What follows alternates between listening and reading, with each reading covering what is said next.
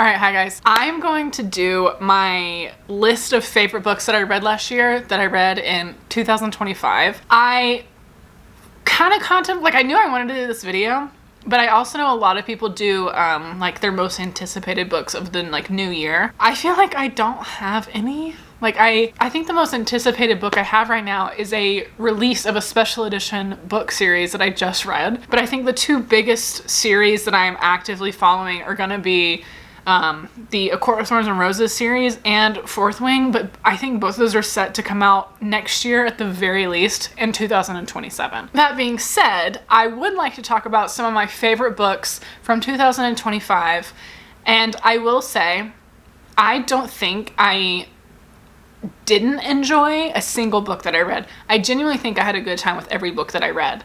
And to be fair, there are some that I left out that I really, really enjoyed, but I think I pulled out the ones that have stuck with me the most. And quite honestly, and it sounds silly, some of them changed my life. Like they changed the trajectory of like just things that I like. They created new genres and interests, and even some of these books really helped the way that I feel like I would like to write and the way I would like to be an author. So I am doing my favorite books and the ones that stood out the most. Now, again, there are so many that I read that I loved. Like I loved the Crimson Moth series. I did the reread of A Court of Mist and Fury, but I didn't put that in this list because, I mean, it's my favorite book of all time. Like, of course, that is going to be on the list, but I could do a whole video on that book alone. I also left out, I read a couple of the Ruthless Boys series, which is kind of a prequel series to my other favorite series, Zodiac Academy. I didn't put those in just because it was right in the middle of the series and it's kind of a weird thing. But like I said, I just want to do the ones that stood out the most to me. And now I feel bad because I'm like, I should just do every single one. We're going to start with the first one. I think we're going to go in order of what I read them. Granted, I will say this year I did a lot of videos. Like I feel like I recorded my reaction and experience to a lot of books this year, and I would like to keep that up in 2026. I feel like this is the year for videos. I kind of feel like it's the year for audiobooks for me because I feel like I'm going to be driving a little bit more, and I've had a pretty good consistent workout schedule, and sometimes I just don't want to listen to music, and that's a big roadblock for me sometimes when I need to get moving around my house, do stuff. I don't want to do it in silence, but I don't always want to listen to music. All right, this is not the first book I read of 2025. It was actually the second one. The first book I read was Heir of Fire by Sarah J. Maas, but we will get back to that. But the first book I'm going to talk about was probably the biggest release of last year, and it was Onyx Storm by Rebecca Yarros, obviously. I went to a release party and everything for this one, and keep in mind, I have not prepped anything before I start yapping. I know I'm going to leave some stuff out. I think Fourth Wing is the first time that I have picked up a book when it was new and read it and been there for every release and read it as they came, the day that I got them, because I obviously, I didn't grow up being a big reader, and I jumped in to being a reader kind of right before BookTok hit. So then as it was hitting, I was just buying a lot of books and reading a bunch of books that had been out for a while, which is also still perfectly fine. But I think, yeah, Fourth Wing is the first consistent book release, other than I was only caught up with Crescent City by Sarah J. Maas when the third book came out. So I got to be part of that book release, and that was crazy, but it was only for that third one. This one, I have been every single book I've been there, you know what I mean? And unfortunately for me, when these books came out, they were very prominent times in my life, so I have some very bittersweet moments. I had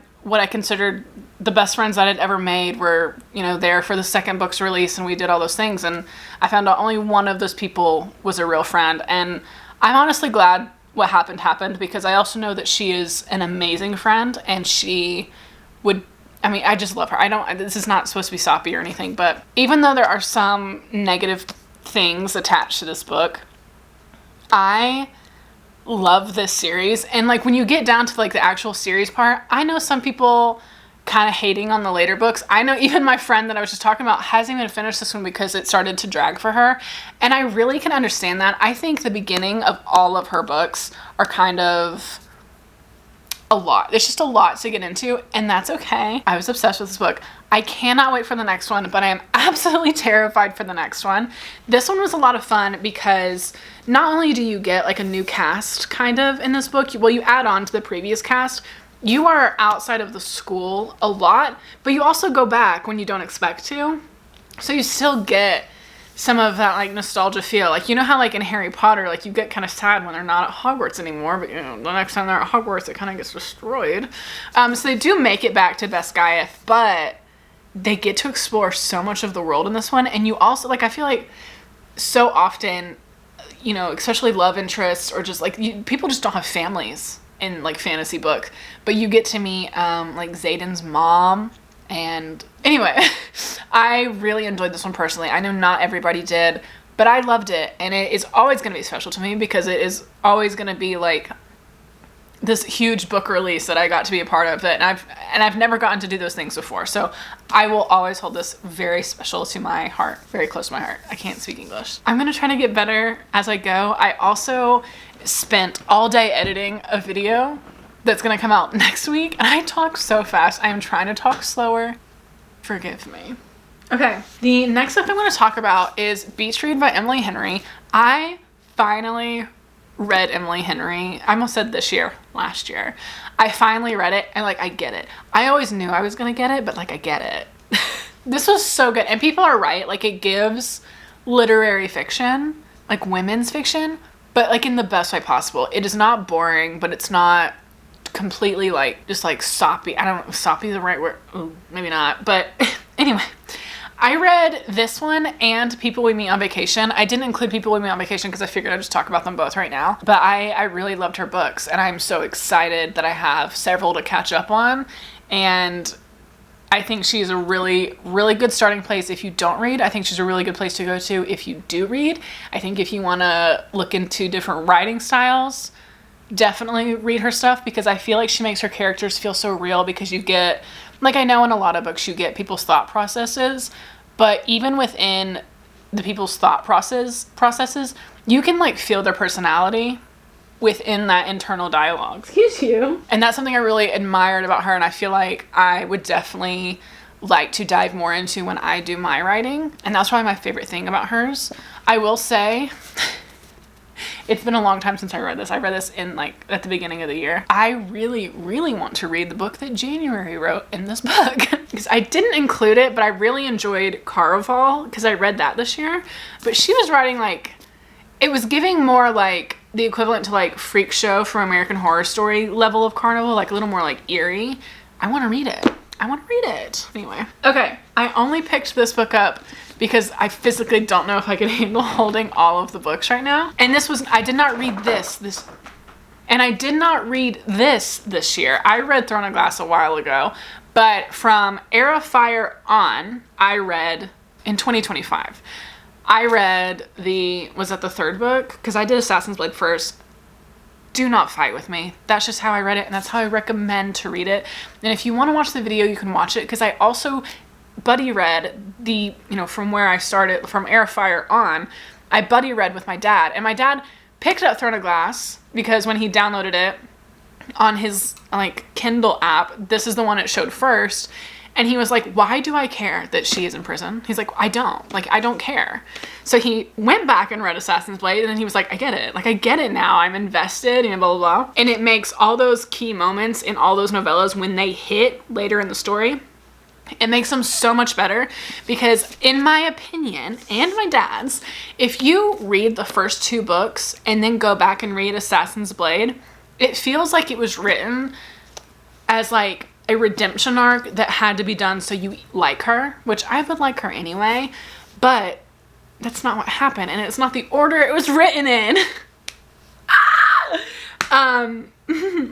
Anyway, yes, so no, I did not read Throne of Glass last year. I read Era Fire all the way until Kingdom of Ash. I don't think I will ever be able to put into words what Sarah J. Maas's books are for me and what they do for me and how they inspire me, but I will say a couple things. One, I love it. I wear this ring every day. I'm sure you've seen it. It is literally engraved from a quote from Throne of Glass, and it looks cool. Like, it has like little flames all over it. I guess that's flames. And I wore for most of last year a fire heart necklace. I plan on getting a fire heart tattoo.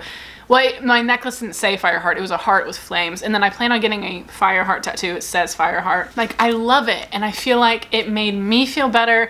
I picked up the book when I really needed to. I have had personally a really rough couple of years. And unfortunately for me, last January, it crumbled further when I didn't think there was anything left to crumble. So I needed a book that really encompassed someone being so strong when the entire world was trying to beat them down.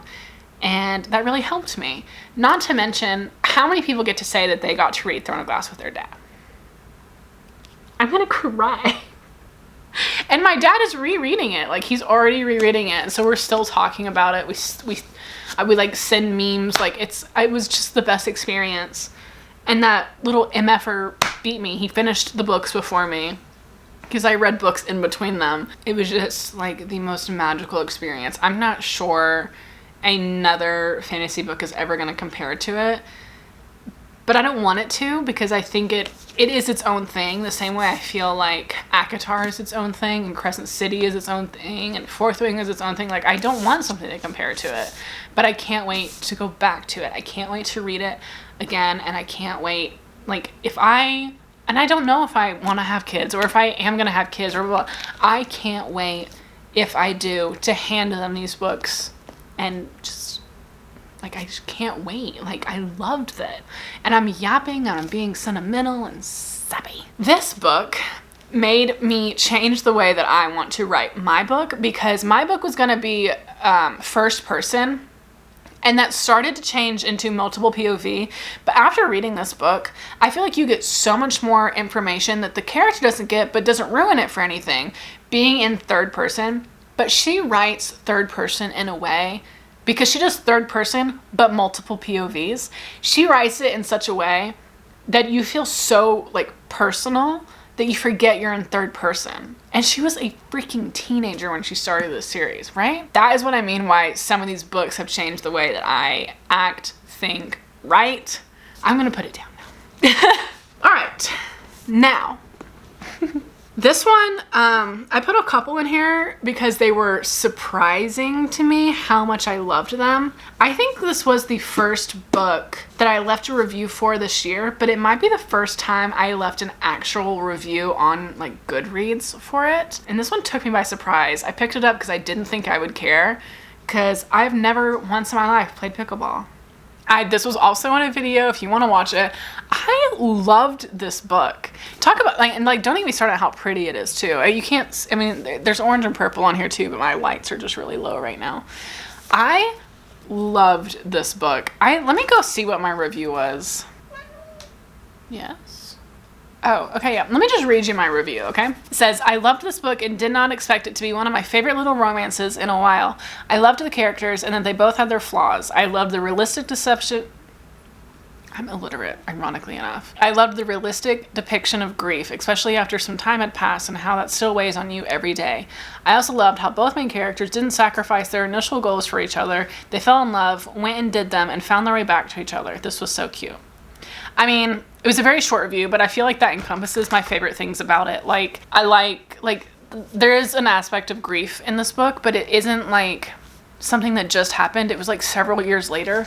And as someone who has lost someone very close to them, you don't, hey, so I'm being emotional right now. You don't lose someone and a year later you are completely fine. That is, especially if it's someone close to you, that is not how it happens. You grieve forever, but that grief changes and it adapts.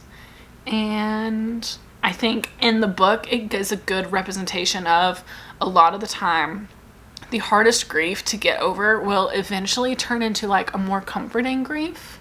Like, sometimes, like, if something reminds you of someone for a long time, it can hurt you and hinder you and be, like, debilitating. But eventually it gets to a point where reminders of that person can start to feel like comfort, and like they're saying hello to you. Whether you believe in that stuff or not, it's nice to get a reminder of someone and it turn into, like, a comfort instead of a, like, debilitating, like, anxious reaction. And I think this was a good representation of that. It didn't go like crazy deep. It's like a cute little romance, but it was a very realistic representation. And if I'm not wrong, the author wrote about it from a place of experience of losing someone. And I think she wrote it very well. The other thing I liked about it is the two main characters, they obviously fall in love, but they both had initial goals and they still went and did them. They fell in love and they knew they wanted to be together, but they still went and did those goals and had to see for themselves if that was what they needed in life, and whether it was or wasn't, they found their way back to each other. I'm not going to spoil anything. They found their way back to each other. I also love it because these two people who are in their like 20s, maybe they're in their early 30s, I can't remember, or maybe he is, I think she's in her 20s. They're like best friends or senior citizens. And for a time when I was, I guess, a teenager. Yeah, when I was a teenager, I was with my grandma a lot when she sometimes had to go to rehabilitation centers. And so we would go have dinner with a group of senior citizens. And it was just like, it was like very reminiscent of that, but in a different way, because obviously they were not in a senior home in this book. But I tell you what, this spring and summer, I will be playing pickleball. I do have a pickleball set. I've never played. I mean, I had it before I had this book. I've never used it. But that is the goal this year. So I love this. If you want a fun, quick, standalone little romance, even if you have no idea what pickleball is and doesn't go crazy into it, this is fun. And this is cute. Recommend. Okay. Oh! Oh! This, aside from Throne of Glass and Fourth Wing, those are on different planets right now, because those will always be my favorite. I think this is my favorite book of the year and has turned into one of my favorite series. So like, obviously I have favorite series, I have a favorite trilogy. This is my favorite duology, and I haven't even read the second book. Why? Because I don't want it to end. I can't handle it. So this was a surprise. I am not an audiobook girly. I'm not. I've gotten better, but there was a couple day span where I was having to drive an hour and a half both ways. So like 3 hours a day for a couple days in a row. And so I popped on the audiobook for 2 seconds. I was like, oh yeah, this narrator's voice doesn't annoy me. Let me put it on. We'll see. And in fairness, I thought that I was picking another book than what I was, because they just had very similar covers. And then from the get-go, I was obsessed. And I did not put this in a, like, I didn't do like a full video for this book, but I did talk about it briefly in some of my fall books and like my fall reading vlogs. It was just like, I love and also hate reading and watching stuff about like the manipulation of especially older religions. And unfortunately, it is a very common thing, whether you believe in religion or not, where people pick and choose what they want to believe and preach and use it for nefarious ways. The same way people do for everything. Like every group, every believer, non-believer, every, you know, like there is always going to be a subgroup that is going to just turn everything bad. Wow, I'm just like preaching today. So again, so picky with audiobooks, but every time I recommend this book, I tell people to do the audiobook. There's multiple POV, multiple timeline, multiple characters. I highly recommend it. Multiple accents because of the timeline. I haven't even shown you the book yet. When I tell you I'm so obsessed, there are very few books in my life. I make scripts for everything in my head. Like I play movies and TV shows, like blah, blah, blah. I went to film school. That's what I wanted to do before I wanted to be an author, but I wanted to be a screenwriter. So like kind of similar. This one is one of the few that was so clear to me, like clear as day, that it has changed my personality. I clear as day. I'm like this, like, you know how you feel like something's yours, even though you didn't write it and you didn't think of it? This is mine. Like, this is mine. I want to recommend it to people, but not too many people, because I don't want them to take it from me. And it's not even mine. Like, that's how absolutely obsessed I am with this book. Nightshade by Keri Lake. Oh my days. I was so obsessed, and I knew absolutely nothing going in, which is a rarity for me. I'm a spoiler fiend by accident half the time. This book, and was it perfect? Probably not. I don't care. Is it what are they called? Tropes that I like? Not usually, not all the time. So good. So good. And it was just, oh my gosh, I will never be able to like get it across because you're not in my mind. I Loved it. If you wrote like the perfect book for me, I literally feel like this is it. And that is like, I got the feeling from this that I got from Zodiac Academy, acotar, like those kind of things. You know what I mean? Like there are a handful of series where I'm like, if you had to, I can't even, oh my gosh, if you made me write a thesis style paper to get a degree and I had one subject matter, there are a couple series, this could be one of them. I devoured it. I'm obsessed with it. My life is different because I am absolutely obsessed, and I just need to find Keri Lake, and I need to say thank you, and also I hate you. I think this is my favorite book of the year, and easily has become one of my favorite books of all time. And again, I haven't even read the second one. Oh my gosh. And I want to go back and re-listen to it already. I think I should do the second book before I go ahead and restart it. But it is one, I want to go back and read the book, and I want to like maybe annotate it, not sure. But the audiobook is one of those things where I feel like I will re-listen to it 100 times because, again, I don't always want to listen to music, but I also don't always want to listen to something that I have to be completely focused on. So that's why, like, sometimes I do audiobooks of books that I've already read. Like, I've listened to Harry Potter, like, twice. Like, I can't even put into words. That's why I haven't stopped yapping for the last 10 minutes about this book. Just read it, but also don't take it away from me. It's mine. Oh my gosh, like it's that thing, you know, when like, and I don't self-insert a lot. In my mind, I look different and I look hot. And like I don't fan cast real people. I like fully imagine people out of like from nothing in my mind. I'm not a fan caster. Like real actors are never gonna be good enough for my books. But this is like, I could see everyone. I could see the places so clearly. I could see everything. And you best believe if it was a TV show in my mind, I'm playing Farron and someone else. And you best believe I'd be going to sleep with fake scenarios in my head of us on a press tour. Are you kidding me? And I've only felt that way about like 2 other books. I need to move on. I'm making myself move on because I will talk about this book forever. I'm absolutely obsessed with it. And I hate, it's like, this is sometimes why I struggle explaining to people why I know that I'm going to like a book and I don't read it, except this one caught me off guard because I didn't know I was going to like it. I know that it's going to alter my personality, and that's why sometimes I do not read books that I know that I will like. And I can't even bring myself to listen to the second one because it can't be over. It can't. I have to know what happens, but I also want nothing to do with it.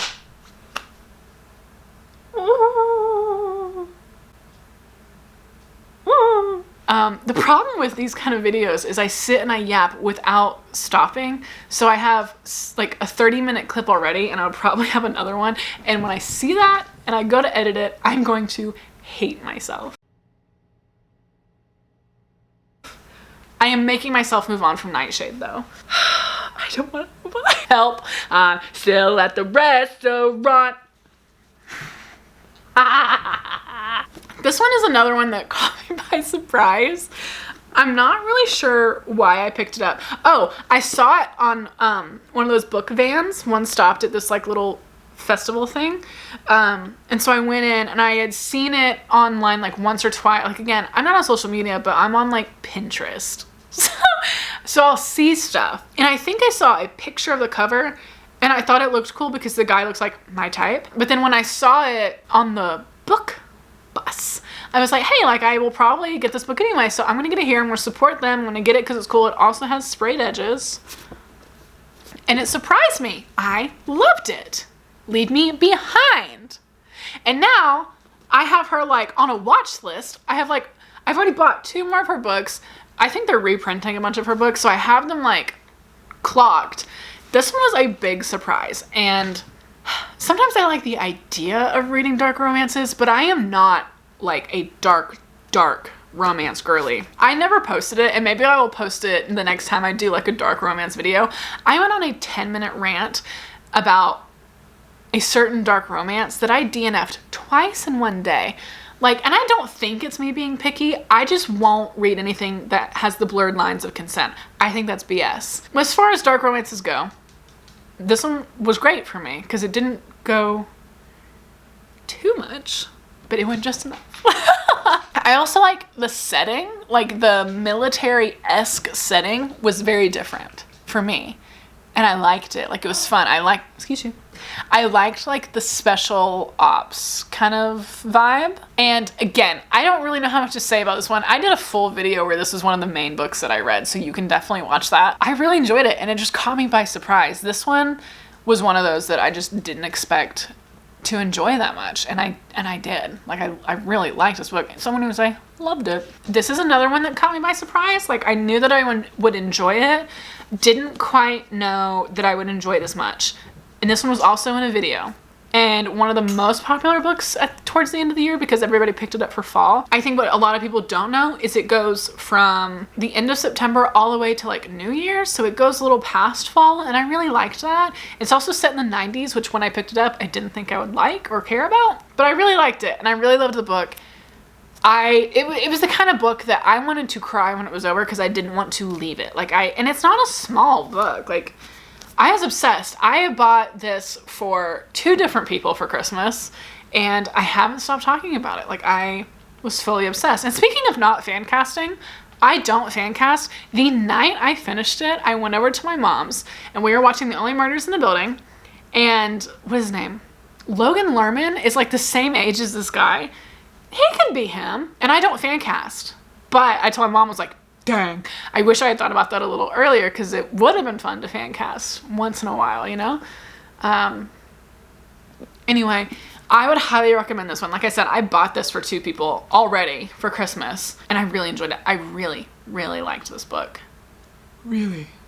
Oh, gosh, here we go. Oh my gosh, I'm almost done. What the heck? This makes me feel like I barely read any books this year, but I intentionally kept it to a small stack of, I didn't want to go absolutely crazy. Keep in mind, I will scroll through my Goodreads and you can see all the books that I read. I enjoyed all of them. Do not get me wrong. Honorable mentions. I continued with the Chestnut Spring series, the Ruthless Boys of the Zodiac series, Caraval. I just read a lot of good books, okay? And I'm sorry, okay? Maybe next year I'll just do a video of all the books that I read, so I don't feel bad. Okay, this one was another one that caught me by surprise, and I would never have anticipated liking it. I figured I would enjoy it because I had heard enough about it, and I heard that it was really funny. And again, not a big dark romance guy. I like my dark romance when it's also a comedy, but I did not anticipate to love this book, and I love it. And again, this was in a video I made, and if you want to know how much I loved it, you can go see all the merch I bought for it. Ah, wait! You know what's humbling is thinking that you buy a shirt that's gonna be really oversized and it fits you perfectly. I did not anticipate loving this book the way that I did. I mean, her name is Allie, my name is Allie, she has a cat named Fred, I have a cat named Fred, I am just missing the hot stalker. Please don't stalk me. That's like a genuine fear that I have, ironically enough, considering this was the year of stalker romances. Yeah, I knew that I would enjoy it. I didn't anticipate to enjoy it the way that I did. Like, I was laughing out loud. And I also really like, especially when it comes to morally gray characters or dark romances specifically, the guys never have a personality outside of being like a killer, a mob member, a mafia guy, like whatever he is. He was none of those. He was just some cringy TikTok guy. But no, he was funny. He had a personality outside of it, and honestly, he was kind of sensitive. Like, there's something that happens in the book. How do I say this for people that have read it that don't know? There's a part that makes him puke. He's a little sensitive guy. I loved it. I don't know how to explain my love for this book. I just love it. Like, I ate it up. And I can't wait to reread it. I also bought this as a gift for someone. I bought merch for myself. Clearly. This is not the only piece. This is just my newest piece of merch. I also got, oh Jesus, someone got me a present for it too. I don't know where I put it, but someone got me a journal. And I have journals, but they found another one that I don't have and they got it for me. So that's so funny. That is one kind of like Nightshade, where I feel like I'm going to listen to the audiobook for fun in the background when I don't need to fully pay attention to something. I also have heard that the audiobook is just super, super funny, and I want to do that the next time I read it. Okay, I am on the last books, but I'm gonna hold them up as a whole. One of these books I read the first week of January, but it's 4 books, but I read 3 of those books in December. I'm just gonna review them all. I'm just gonna hold them all up. Okay, this is gonna be next week's video. I have had these books pretty much since I got into reading, and I put them off because I knew that I would love them, and this is one of those examples where like I knew I would love them and it would probably change my personality, so I kept putting them off. But I also knew that I wanted to do a video about them. I also knew that I want to do like an annotation, like all this different stuff for it, and I finally did it, but I did it with like 0 prepping because I was always like putting it off because I wanted to prep for it, and then just one day in December I was like, I want to read it. I want to change my stalker romance streak into like a billionaire romance streak. So I finally read the Twisted Love series by Huang, and I annotated them. And I am not going to say too much, and they're color-coded. I'm not going to say too much about these books because it is next week's video, and it is long because I edited that today. I'm not done. I loved it. So like, imagine you like combined these 2 guys, but they looked like this guy without like the eye patch. Spoiler. Like that's my type. I need help. So anyway, I highly recommend this series. It is fun. It is easy. There are moments in this that are a lot deeper than you would expect. I feel like, especially the female protagonists, they have some like deep-rooted things that come up in these books that I did not expect. And you know me. I struggle with continuing series, especially back to back, because I feel like I get trapped in the world for too long. I couldn't stop. I read 170 pages of this in one sitting without realizing it. Same thing for this one. These 2 I took a little bit more time with. They're also much bigger books. The way that I was gnawing on these pages, not really, but that's just my metaphor for eating it up. I haven't shut up. Clearly. I don't want to say these were a big surprise because they weren't. I knew that I would love them. I knew that I would. And if I think about it too long, I'm going to be so upset. I am genuinely so sad that these are over. I have not been able to pick up a book since I finished these books. All I want to do is pick up King of Wrath so I can get little sneaky peekies of these guys and also just stay in Anna Huang's mind. Like, that woman, I hate her. I hate her. And I love her. Anyway, I can't stop. I can't stop with these books. I am so glad that I wrapped up my year with these. I'm so glad I finally read them. And like, I get the hype. The hype is well deserved. That is my reading wrap up for 2025. Oh, this was also the series I was talking about. Like, my most anticipated books this year are the special editions of these books coming out. So that is going to be my wrap up. I am extremely pleased with all the books that I read last year. I found several favorites. Like, I found many. I read some of the best books that I'm ever going to read last year. And it feels so odd to say last year when it's only a week into this year, or 2 weeks, I guess, almost. But obviously, like, Throne of Glass, I knew everything that was going to happen in those books, and they still were amazing. Like, I knew how they ended. I knew everyone that survived. I knew everyone that didn't. I knew how it wrapped up, and it was still amazing. And then obviously, like, getting to be part of the release for Onyx Storm, and then I read several books that have been out for a while but knew nothing about. So, like, I felt so lucky that I had such a good reading year, because I feel like this year I was able to really get back into reading, and I read so many romance books that I haven't read in almost 2 years, like full romance, for my own personal reasons, and I'm not going to bring that up in every video. I'm trying my best to continue healing from it, but I have my own personal reasons why I was really struggling with anything to do with romance. So the fact, and I quite honestly, after everything happened that made me feel that way, I kind of struggled with reading anyway. And a big thing that helped me like get up and like do something right after all of that like that went down was getting up and making videos. And I feel like I was the most consistent, but not as consistent as I wanted to be. But the most consistent I've been since starting this YouTube channel with my videos was last year. And I found so many amazing books. I like have cringily and fondly gone back and watched some of those videos. And I am very excited for this year's book videos. I am very excited to keep exploring. Maybe it is a good thing that there aren't any big releases, because I feel like I can kind of just read whatever, whenever. Not that I couldn't already do that, but I feel like there are some pretty big series on my shelf that I haven't gotten to read yet because time, mood, stuff like that. I'm really excited to get into those. There's also some fun reading challenges I want to do, rereads I want to do, and yeah, I'm just excited. And I've gotten like 20 new subscribers this year, which is awesome, which I mean, like, in hindsight, if you watch a lot of YouTube, that does not sound like a lot, but I am just a cringy little guy in their little living room with all their cats yapping about some books, and I love that. I'm getting sentimental. So yeah, now I'm gonna try to hold up all these books and get a thumbnail. Wish me luck. Should I keep this shirt on or should I do the sweater? I'll probably do the sweater because I don't like my arms. Bye, guys.